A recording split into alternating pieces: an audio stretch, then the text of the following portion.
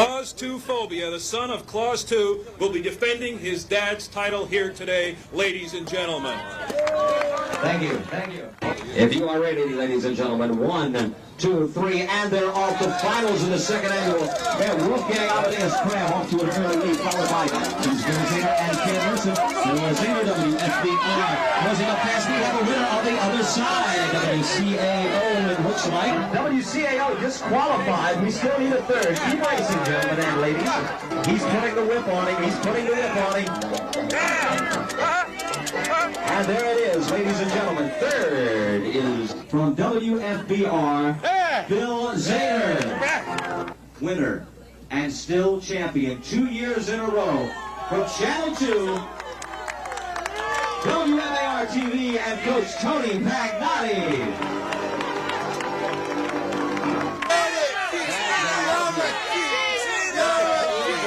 Are they questioning my integrity and the integrity of this fine flawed creature?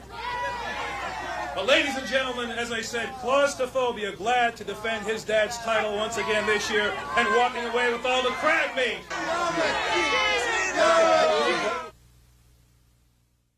See the boat? There's the other one right there. 10 years ago, there was nothing to see here, but now more and more tourists come to Baltimore each year. And this summer, the city is expecting a 15% increase in tourists, the biggest increase ever. Baltimore is close to large cities like Washington and Philadelphia, and tourism officials expect people who live there to skip Europe this summer for fear of terrorism and drive here.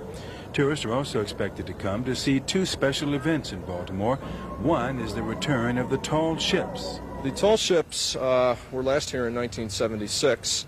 They are returning 10 years later, before and after they visit New York City for the Statue of Liberty rededication ceremonies.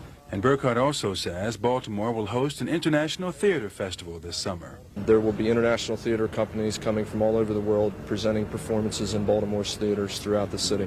City officials like tourists because they spend a lot of money. Last year, they spent 4 times what tourists spent in Baltimore in 1980. The most popular attractions continue to be Harbor Place and the Aquarium. They are what people hear most about back home. Thought it was very nice, you know, to visit, and a lot of things to see, good food, nice clean place. Why do you want to see the aquarium? Because we heard about it, and it's like 3 floors and all the fish and all. Burkhardt says while tourism in Baltimore is up, the number of Baltimore natives visiting the inner harbor is actually down. He says people who live here just aren't visiting Harbor Place and the aquarium quite as much as they used to. At the inner harbor, Kevin Brown, Channel 2 News.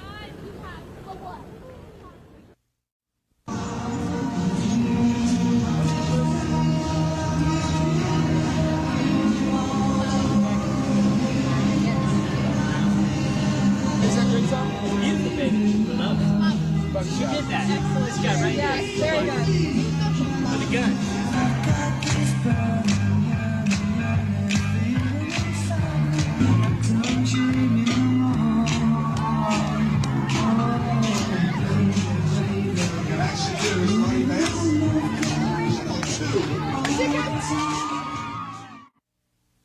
Turtles! Derby. For the man playing Tipsy Turtle, Mr. Go! That's a breakthrough! Number 8, Ryan Gladness, our coach, and go! And another breakaway turtle out of hematology by John King. I think ours is sitting. Out of hematology by Dante for 39 and 40.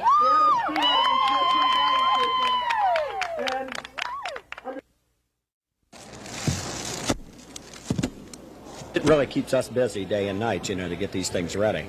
Ralph DeFore and Company have transported 11 of their 18 floats from Hagerstown to Baltimore for tonight's big Preakness parade.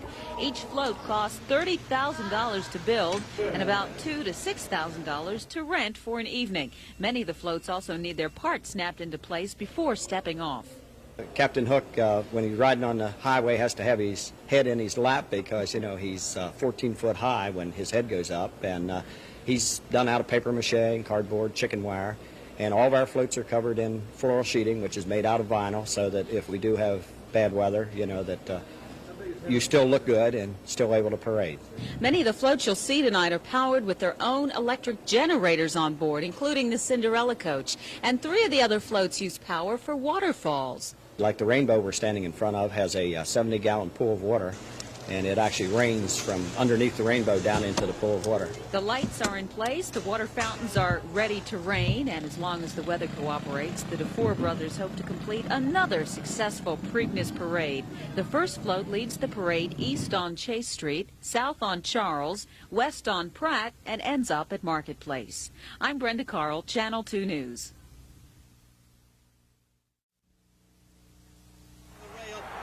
On the outside, deputed testimony down along the rail.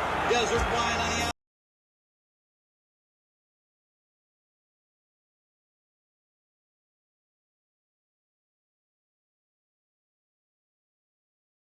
Dream of every horse farm in America, to produce a champion.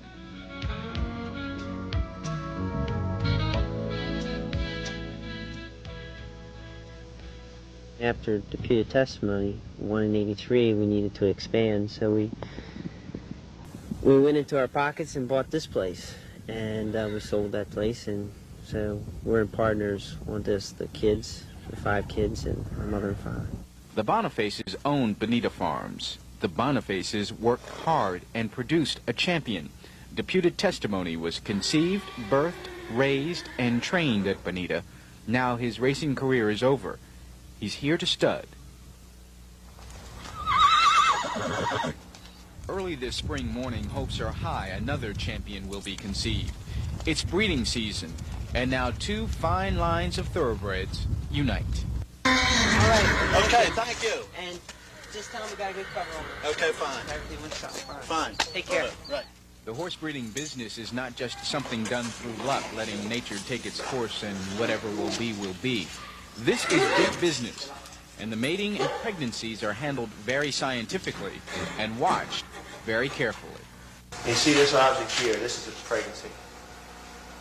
And without him telling me, I guess this is 19 or 20 days. What'd you say, Billy, 18? Well, 18. The great fear in thoroughbred pregnancies is producing twins. In most double pregnancies, one or both foals die. If both are born healthy, they usually grow up to be small horses, not suitable for racing.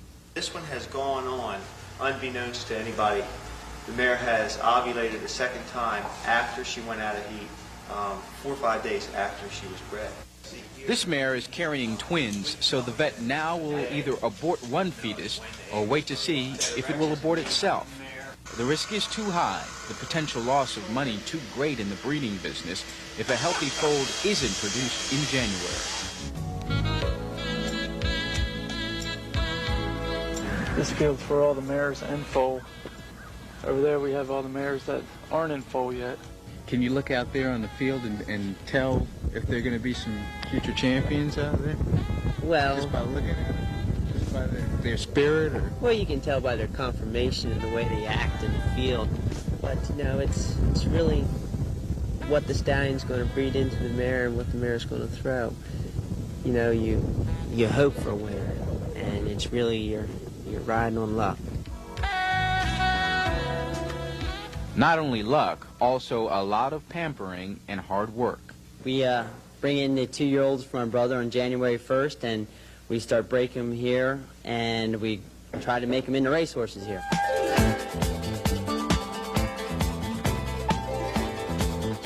We can watch a horse gallop, and if a horse has a nice long stride and they seem to go 2 miles and get faster towards the end and want to gallop on more, that horse usually tends to want to go long distances. A horse that has a big hind end on him and is powerful and is quick, that horse usually like to go a sprinting distance.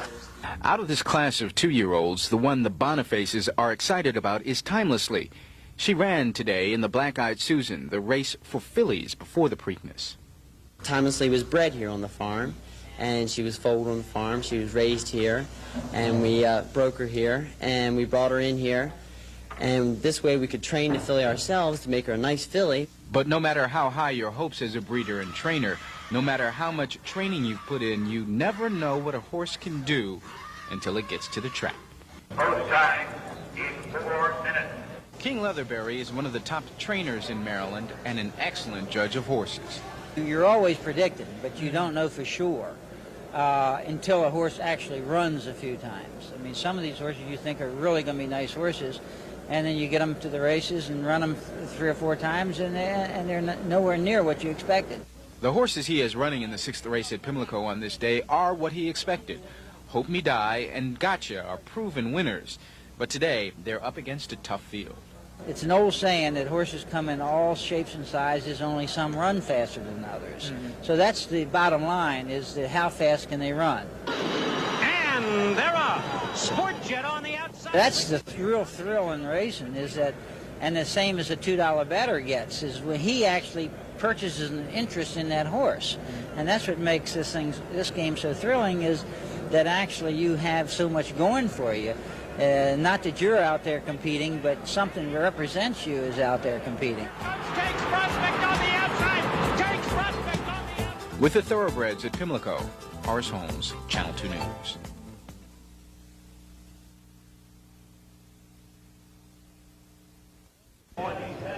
The fans have done their homework, and now some of the same folks who had no idea how they were going to go in the Preakness have it figured.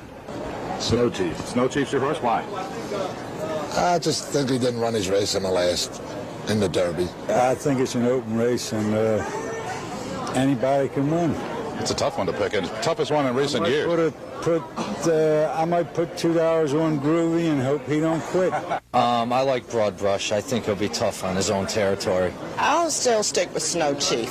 You like Snow Chief. Thinking to do better here, right?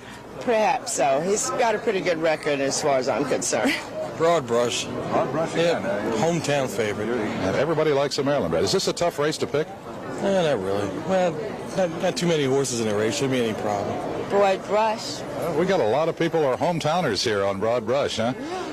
Is this a tough race to pick, do you think? No, I don't think so.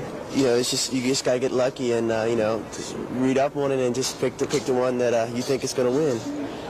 I think it has a lot to do with luck. Now there's the man who knows whereof he speaks. Jack Dawson, Channel 2 News. Just about anybody remotely connected with tomorrow's 111th Preakness jammed into the Pimlico dining room this morning for the annual Alibi Breakfast.